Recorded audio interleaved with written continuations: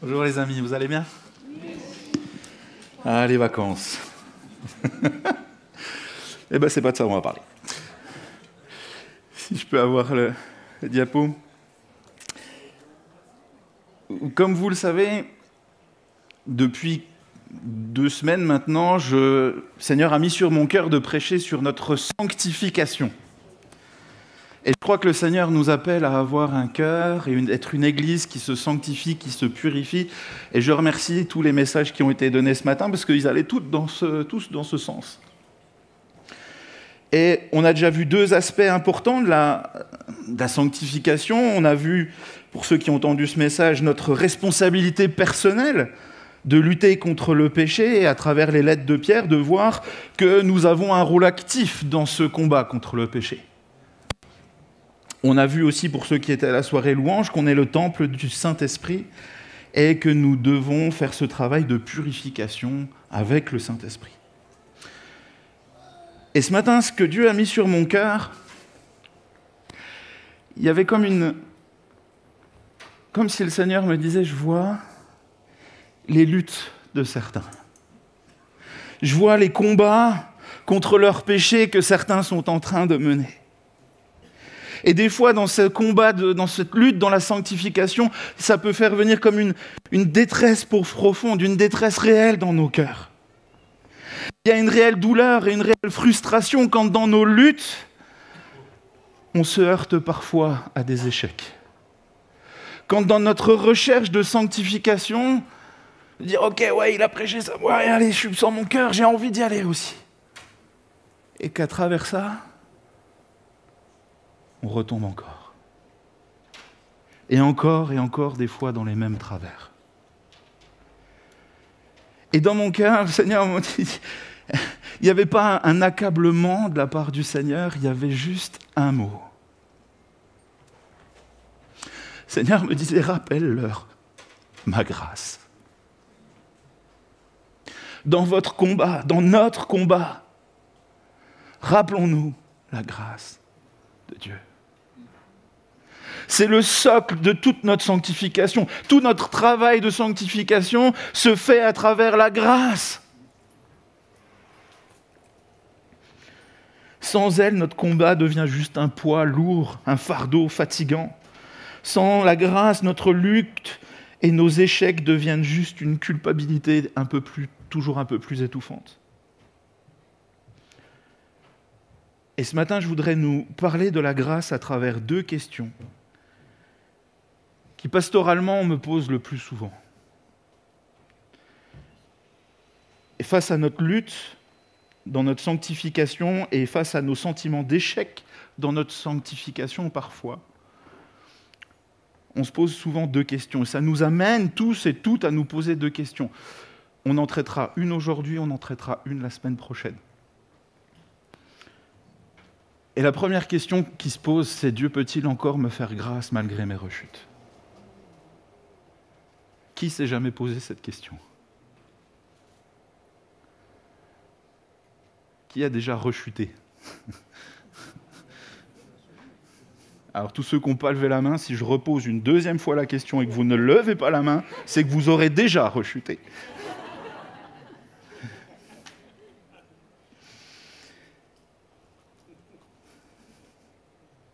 Dieu peut-il encore me faire grâce malgré mes rechutes?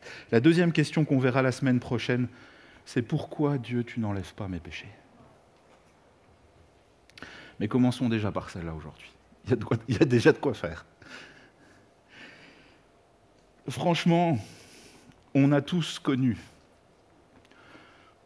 ce désespoir où à un moment donné, alors qu'on est à terre, qu'on vient de rechuter pour une énième fois sur le même truc, cette pensée qui nous traverse l'esprit et qui nous dit « c'est fini.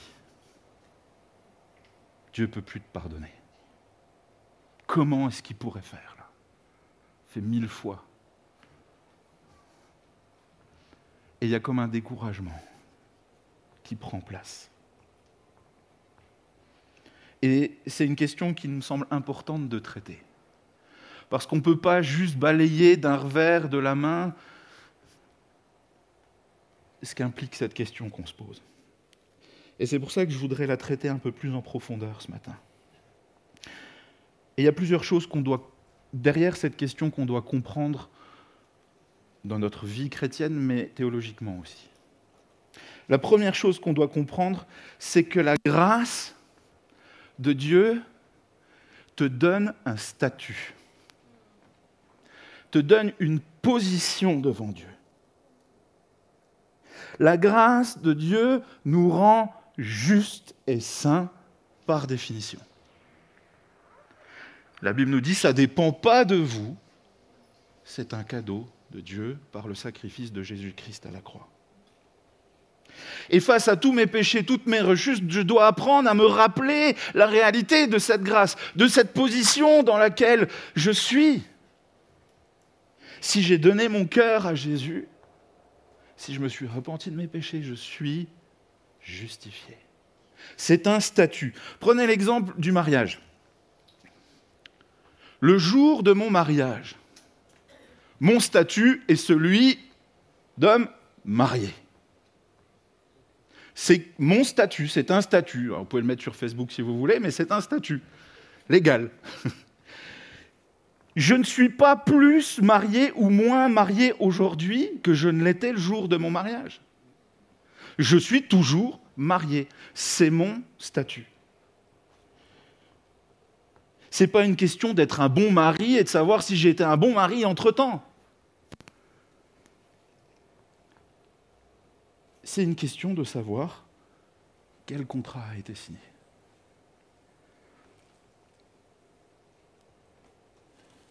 Et du coup, c'est la même chose par rapport au sacrifice de la croix. Quand j'ai placé ma foi en Jésus-Christ, il m'a pardonné tous mes péchés et il m'a rendu juste devant Dieu. C'est mon statut. Ce n'est pas une question de nombre de péchés que je vais faire. J'ai ce statut d'être juste et saint devant Dieu, même si je pêche encore. Tout comme j'ai le statut d'être un homme marié, même si je suis un mauvais mari. J'espère pas, chérie.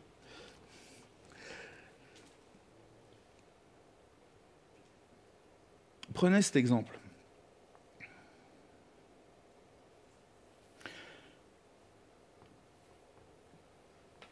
Souvent, je donne ces... Est-ce que... Oh, Boris, Marie, vous voulez bien venir? Désolé, je vous prends... C'est plus simple en illustrant qu'en expliquant. On va prendre... Tiens, viens, Boris. Voilà. Ouais, on est toujours raccord, c'est bien. On est potes de chemise. Marie, elle est là et elle se dit « Oh, mais j'ai péché. » Quand Christ vient... Et là, moi, admettons, je suis Dieu. Ce n'est pas le cas, mais admettons dans l'illustration. Je vois Marie et je vois son péché. Ce qui produit une séparation. Ce qui fait qu'elle n'a pas un statut d'être juste devant moi. Mais si Marie, elle dit « Jésus, viens dans ma vie, je te donne mon cœur », Jésus vient, et moi, je regarde Marie à travers Jésus-Christ. C'est pour ça qu'il nous voit juste. C'est pour ça que ce statut a changé, parce qu'il y a eu Jésus-Christ qui est venu faire la jonction entre les deux. Merci beaucoup. Et du coup, c'est pour ça que je suis rendu irréprochable. Il n'y a plus de problème. Et ça me fait penser à l'illustration de Rolls-Royce.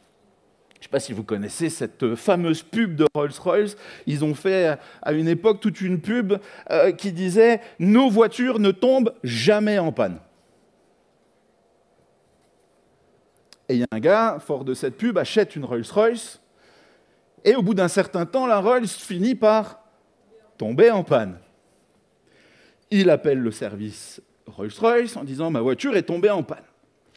Là, un hélicoptère arrive avec un mécano privé qui vient, qui a toutes les pièces, qui répare en direct la voiture et qui s'en va. Le gars, il se dit « ça va me coûter cher ». Le gars, il vient en hélico, il fait « ça va coûter bonbon ». Puis le temps passe et il reçoit toujours pas de facture. Il finit par appeler Rolls-Royce et puis il dit « Écoutez, excusez-moi, Ma voiture est tombée en panne, vous êtes venu le réparer, je n'ai pas reçu de facture. Et au téléphone, on lui répond, mais monsieur, il n'y a rien à payer, nos voitures ne tombent jamais en panne. Nous ne trouvons aucune trace de problème sur votre voiture. C'est le principe de la justification. Comme nous sommes rendus justes en Christ, c'est ce que nous dit Éphésiens 2 d'ailleurs, car c'est par la grâce de Dieu que vous avez été sauvés au moyen de la foi. Ce salut ne vient pas de vous, il est un don de Dieu. Christ nous dit, je ne vois aucune trace de problème. Et nous, on est là, oh, j'ai encore péché. Je ne vois aucune trace de problème. Maintenant, si je m'arrête là, ça a une limite. Parce que mon statut d'homme marié, eh bien, nous sommes appelés tout de même à vivre selon ce nouveau statut. Si je suis un homme marié, je vais me comporter comme un homme marié. Je ne vais pas m'amuser à aller draguer à tout va. Je vais chercher à avoir un comportement et une attitude qui reflètent ce statut. Je vais chercher à avoir un comportement qui honore mon conjoint, qui va chercher à penser à lui, à le faire passer avant moi. Et c'est la même chose dans notre vie spirituelle. C'est le principe de la sanctification. Je vais chercher à être conforme à ce statut qui est d'être juste et saint. Et là, face à ce processus de sanctification, il faut nous comprendre une chose. C'est qu'on pêche bien plus qu'on ne le croit. Et que la grâce, et que Dieu nous fait grâce bien plus qu'on ne peut jamais l'imaginer. Si je prends la considération même du péché, le péché, c'est plus que juste de nos addictions. C'est toute la pensée, c'est toute l'attitude, c'est toute parole, tout comportement qui ne rende pas gloire à Dieu. La Bible nous dit que ce n'est pas juste tout ce que je fais de mal, c'est aussi tout le bien que je ne fais pas d'ailleurs. Le péché, c'est cette condition du cœur qui préfère autre chose à Dieu, qui ne rend pas gloire à Dieu. Et là, la Bible est claire, si nous disons que nous n'avons pas de péché, nous nous séduisons nous-mêmes et la vérité n'est point en nous. Comment concilier le fait d'être juste et saint et de devoir continuer de nous sanctifier face à tous ces péchés? Eh bien, la réalité, c'est que souvent, d'ailleurs, on se focalise sur un péché en particulier, mais on ne se rend pas compte à quel point, d'ailleurs, Dieu nous fait grâce dans tout plein d'autres péchés. Quand on comprend ça, on commence à réaliser à quel point Dieu nous fait grâce tout le temps. Et j'aime cette citation qui dit « Même dans nos meilleures journées, celles où je me sens le meilleur chrétien de la planète, j'ai toujours besoin de la grâce de Dieu. » Parce qu'il y aura toujours un ou deux trucs dans mon cœur, pas cool. Et même dans mes pires journées, celles où je suis le pire chrétien de la planète, la grâce de Dieu n'est pas trop petite pour nous préserver. On est des justes, des saints, qui continuons à pécher. Mais ces péchés doivent se trouver dans cette grâce de Dieu. Et c'est ce verset qu'on connaît tous, là où le péché abonde, la grâce surabonde. Et ce qui m'amène ce qui m'a aidé moi à comprendre ce verset, ce concept-là, c'est l'histoire de Stretchman Armstrong, le petit bonhomme là, le petit jouet américain, vous connaissez? Où tu tires dessus et ça s'étend à l'infini. Prenez cette idée où imaginez ici, là, ce pupitre, c'est là où on doit être. C'est le niveau parfait, c'est le niveau de Christ, de pureté, de sainteté de Christ. Moi, où est-ce que je me situe? Vous me dites stop, hein? Soyez sympa quand même, hein? Merci. La vache. Si j'étais arrivé là-bas, je repartais, je crois. Comment je fais pour combler la différence? La différence, c'est tous mes péchés, c'est tout ce que je ne fais pas bien, ou tout le bien que je ne fais pas. Est-ce que moi, je peux, par mes efforts, y arriver? Je peux éventuellement faire ça. Je peux même éventuellement faire un grand saut, mais ça m'amène toujours à... Voilà. Et dans mes meilleures journées, je peux essayer de m'en rapprocher, mais j'arrive jamais complètement. Et dans mes pires journées, je peux être tout là-bas, et le gap me semble encore plus grand. Ce qui fait la différence, nous dit la Bible, ce qui comble cette séparation, c'est la croix de Jésus-Christ. Et vous imaginez le Armstrong là sur la photo, c'est la croix de Christ. Bon, ça vaut ce que ça vaut comme illustration, je suis d'accord, mais fait avec les moyens du bord. Ses bras s'allongent. Si je suis là, les bras s'allongent de ça. Si je suis là, les bras de la croix s'allongent de ça. C'est la grâce qui comble tout ce qui manque. Ça ne vient pas de moi. Ça vient de notre Seigneur.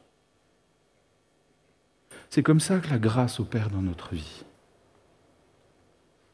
Maintenant, ça soulève une autre question que Paul va soulever dans Romains 6.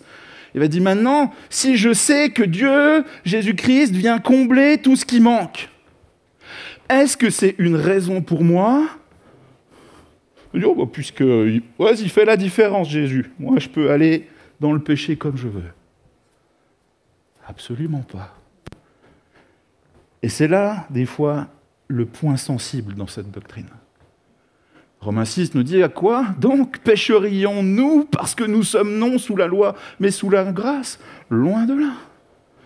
En gros, est-ce que je peux continuer? Est-ce que je vais continuer de pécher parce que Dieu me fait grâce?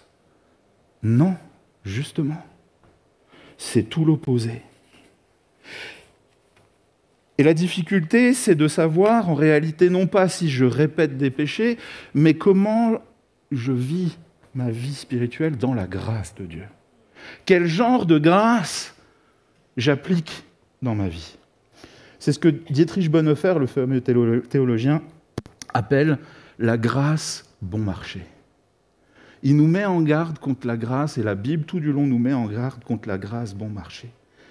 La grâce bon marché, c'est quoi? Elle nous fait dire, puisque Dieu me fait grâce, puisque ça s'étend autant qu'il le faut, c'est pas grave, je peux continuer de faire n'importe quoi.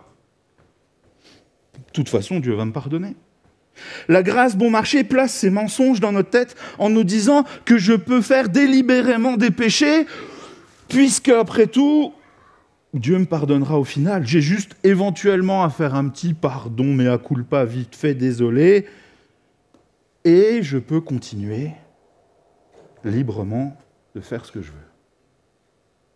La grâce bon marché, c'est juste essayer de couvrir notre péché, puis de se rassurer nous-mêmes.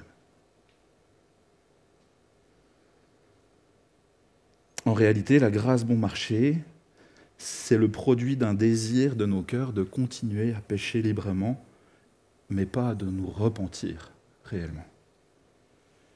Mes amis, si tel est notre cas ce matin, il nous faut entendre tout de même l'avertissement de Dieu que dans ces cas-là, la grâce ne fonctionne pas. Regardez ce verset. En effet, si après avoir reçu la connaissance de la vérité, nous vivons délibérément dans le péché, il ne reste plus pour nous de sacrifice pour le péché. À votre avis, si quelqu'un couvre de mépris le Fils de Dieu, s'il considère comme sans valeur le sang de l'alliance par lequel il a été purifié, s'il outrage le Saint-Esprit qui nous transmet la grâce divine, ne pensez-vous pas qu'il mérite un châtiment plus sévère encore? Ouf! Quand je lis ce genre de verset, ça fout la trouille. Et ça nous ramène dans une sainte crainte de l'Éternel. Ce verset, quand il est dit « Il ne reste plus pour nous de sacrifice pour le péché », ça ne veut pas dire, quand on fait une étude approfondie de ce texte, que il n'y a plus de grâce possible. Ça ne veut pas dire qu'il n'y a plus de repentance possible. Ça ne veut pas dire qu'il n'y a plus de salut possible. Ça nous met en garde sur cette grâce bon marché. Ce passage-là nous met précisément en garde à quiconque voudrait traiter avec nonchalance le sacrifice de Jésus-Christ dans sa vie. Parce que le problème du péché est un problème sérieux. Et si je suis juste là, oh, Dieu me fait grâce, ça veut dire que je traite avec mépris l'œuvre du Saint-Esprit, l'œuvre de Jésus-Christ à la croix, pardon. Et là, dans ces cas-là, oui, on fait bien d'avoir peur. Parce que dans ces cas-là, la Bible nous l'affirme, et ce n'est pas les seuls versets, que oui, il y aura un châtiment pour ça.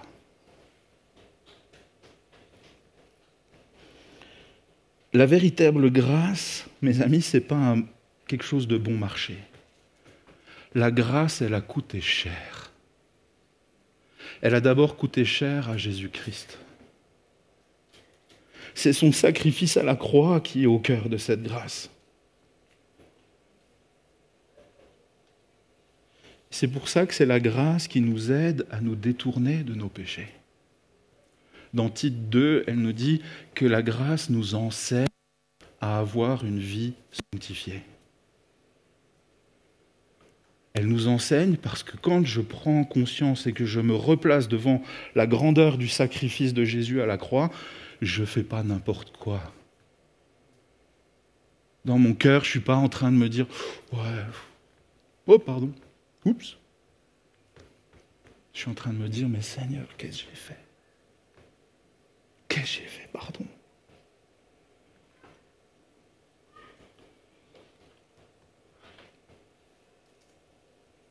Mes amis, si on utilise la grâce bon marché en ce moment dans nos vies, sans réelle intention de changer, d'honorer Christ et son sacrifice, c'est là où nous sommes en danger. Et pour avoir déjà vécu ça, pour avoir déjà pratiqué ça, cette grâce bon marché, je peux vous dire d'avance ce que ça produit, et vous devez probablement le savoir aussi. Ça vient dessécher mon cœur. La vie du Saint-Esprit disparaît petit à petit en moi. Et petit à petit, progressivement, je m'habitue de plus en plus au péché. J'accepte de plus en plus le péché. Je justifie de plus en plus le péché, jusqu'à un moment donné où ça finit par produire la mort. Et quand tu commences à sentir cet éloignement, quand tu commences à sentir que tu deviens de plus en plus insensible au Saint-Esprit, c'est le signal qu'il faut t'inquiéter. C'est le signal où Dieu te dit « Je t'appelle à la repentance, mon ami. Je t'appelle à revenir à moi, à revenir dans cette vraie grâce. » Parce que si tu reviens dans ma vraie grâce, elle sera toujours valable, cette grâce. Elle sera toujours là. Oui, je suis toujours prêt à te pardonner, à t'aimer, peu importe le nombre de fois où tu recommences. Mais tu dois revenir dans une vraie repentance d'abord. Et quand je préparais le message, j'avais cette image où plus je m'enfonçais dans la grâce bon marché, à chaque pas que je faisais en direction de l'éloignement de cette obéissance, c'est comme si je voyais un maillon de chaîne qui se rajoutait.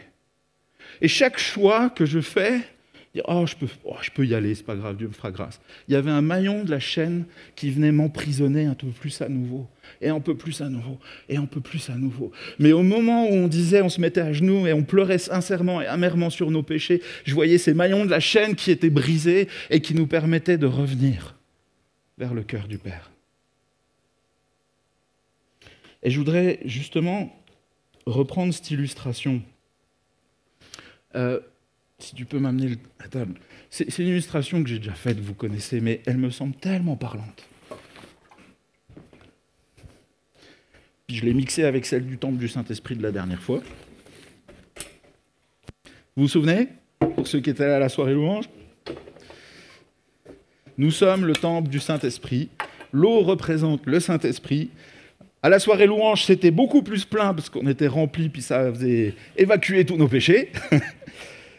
Mais là, on s'est tellement éloigné dans la grâce bon marché que ça a fini par... il y a le strict minimum. Saint-Esprit dit, ouais, il n'y a plus que ça, quoi. On n'est plus... Voilà. Et nous, à chaque fois qu'on est là et qu'on recommence sciemment nos péchés, on vient, puis... Tac, rajoute une goutte de péché. Puis on est là, oh, c'est pas grave. Dieu me fait grâce, allez. Oh là, oups! J'étais un peu fort, mais bon. Et on s'habitue comme ça, et on continue, une goutte après l'autre, à consommer cette vie de péché, et je m'en mets partout.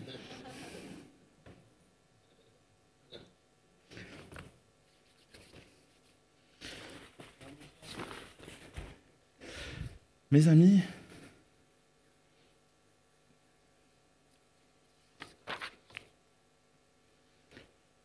quand on commence à avoir ces péchés qui sont là, qui prennent de plus en plus, ces rechutes qui continuent, et je ne parle pas des rechutes, encore une fois, où je me bats pour continuer. Je parle des rechutes que j'accepte, où je m'abandonne et je me laisse, merci beaucoup.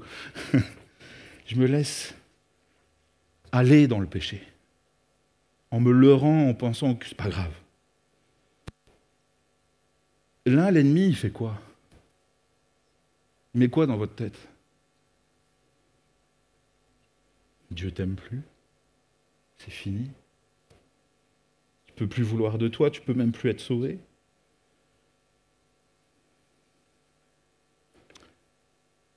Le problème, c'est quand on reste insensible à l'appel du Saint-Esprit qui nous dit « Hé, arrête-toi, reviens à moi, repens-toi,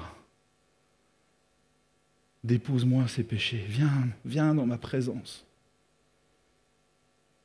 Parce que quand je suis là et que j'entends cet appel de la grâce, de la vraie grâce, celle où Jésus me dit « Reviens dans ma présence, reviens à moi, reviens de tes mauvaises voies. » Merci Liliane pour ce verset que tu nous as donné tout à l'heure, c'est exactement ça. Si tu entends cet appel du Saint-Esprit, de dire « Reviens à la croix »,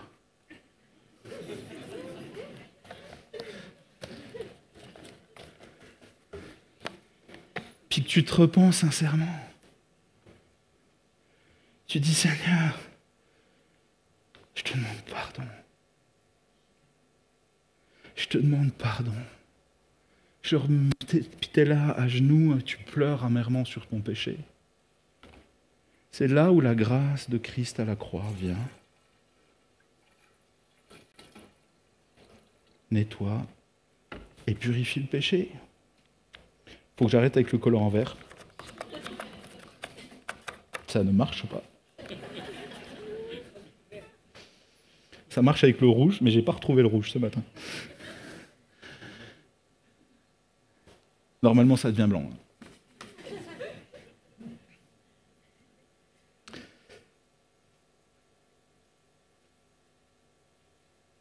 Quand on est là et puis qu'on revient, c'est là, avec cette repentance, où Jésus nous dira toujours, peu importe le nombre de fois où tu dois recommencer, je te ferai toujours grâce parce que je vois la sincérité de la repentance de ton cœur. Et on ne floue pas Dieu. Et en réalité, le problème, ce n'est pas la récurrence avec laquelle je commets des péchés. Ce n'est pas le problème, le nombre de fois où je retombe encore. C'est même pas une question de la rapidité entre laquelle je me suis tombé entre les deux fois. La question finale est réelle de la grâce. Pour savoir si la grâce est là ou pas, c'est de savoir si elle est bon marché ou si c'est une repentance sincère dans nos cœurs. Parce qu'une grâce bon marché, Dieu dira « Non, je ne fais pas grâce. Tu te fous de moi. » La grâce, par contre, la repentance sincère, Dieu dira toujours « Ma grâce est pour toi, mon ami. » Autant de fois qu'il le faudra.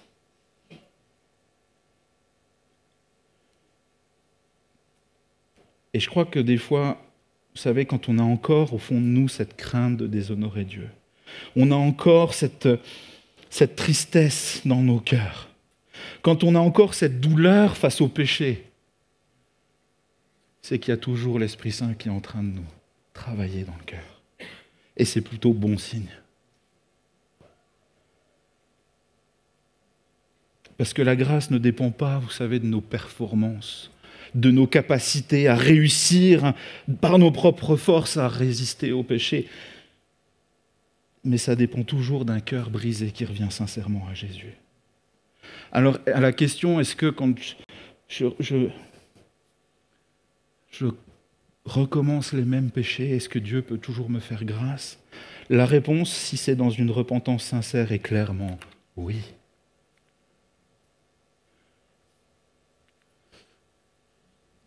Et la Bible nous dit ceci, si nous confessons nos péchés, il est fidèle et juste pour nous les pardonner et nous purifier de tout mal.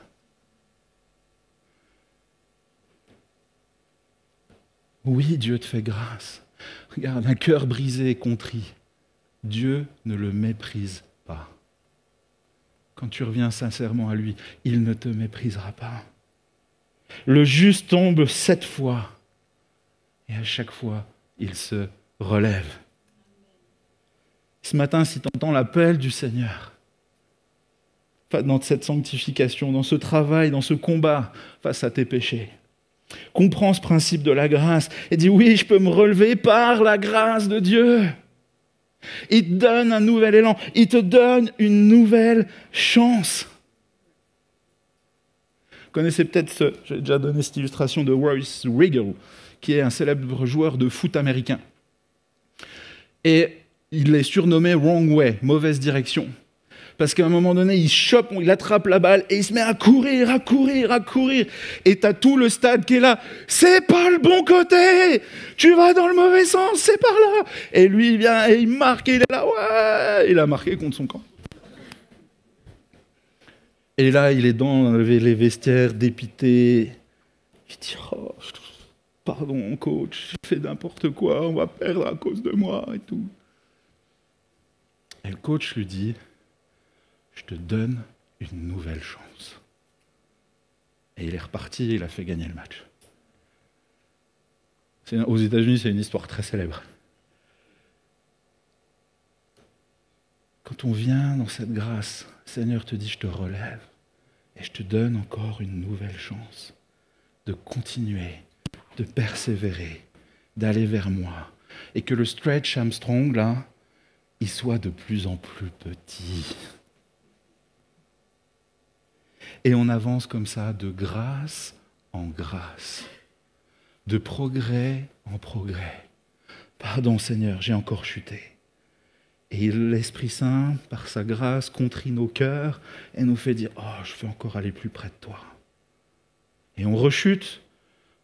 Un cœur contrit se repent et dans sa grâce, Dieu travaille encore plus profondément nos cœurs, nous fait voir encore plus la misère de notre péché et la beauté de son sacrifice et elles nous font nous rapprocher encore un peu plus de lui. Et c'est comme ça que la Bible nous dit on avance de grâce en grâce. Et peut-être que cette semaine ou ces dernières semaines, tu es justement dans ce travail de sanctification et qu'en cours de route, tu as rechuté, puis tu es peut-être dans le découragement ce matin. Et le Seigneur veut juste te rappeler, n'oublie pas ma grâce. Tout repose sur ma grâce. Et ce matin, j'avais juste cette pensée aussi, c'est que la grâce, vous savez, c'est pas juste un concept. La grâce, elle a un visage. Elle est personnifiée en Jésus-Christ à la croix. Elle est incarnée par son sacrifice. Et quand je regarde à mon péché, puis que je le regarde à travers cette image de Christ à la croix, moi, ça produit quelque chose en moi. Ça produit une repentance en moi. Ça me dit, Seigneur, mais pardon, j'ai envie d'être à genoux, puis de pleurer toutes les larmes de mon corps et dire comment j'ai fait pour te déshonorer, pour mépriser cette œuvre merveilleuse. Et ce matin, j'ai envie de nous dire, ne nous décourageons pas. Ne nous privons pas de la puissance de la grâce de Dieu.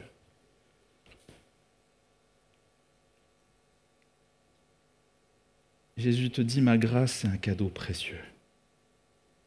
Et tout ce qui est sale dans ta vie, viens devant ma croix. Et moi, je vais faire la jonction dans tout ce qui manque. Est-ce que l'équipe de louange peut venir ?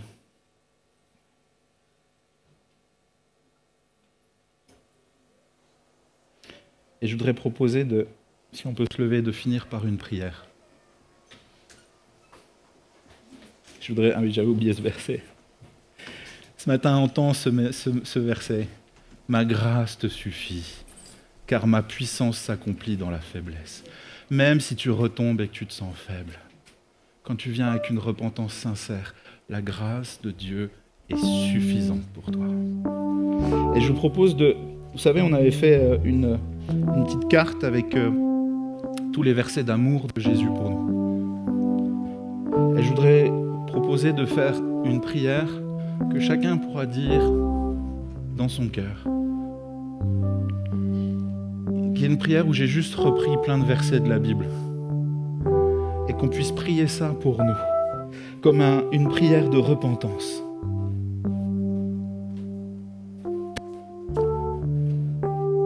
Oh Seigneur, ouais. Viens devant toi ce matin. Et voilà ce que mon cœur a envie de te dire, Jésus. Délivre-nous. Délivre-moi, ô Seigneur. Délivre-nous de notre esclavage au péché qui nous accable si facilement dans nos vies. Regarde les chaînes, Seigneur, qui nous ont retenus si longtemps. Et je confesse ce matin mon péché devant toi. Merci mon Dieu, car tu es fidèle et juste pour me pardonner et me purifier de toute iniquité. Aie pitié de moi dans ta bonté. Non pas parce que nous sommes innocents, mais selon ta grande miséricorde. Efface mes transgressions. Lave-moi complètement de mon iniquité et purifie-moi de mon péché. Car tu es bon, Seigneur. Tu pardonnes. Tu es plein d'amour pour tous ceux qui crient à toi. Oui, le pardon se trouve auprès de toi.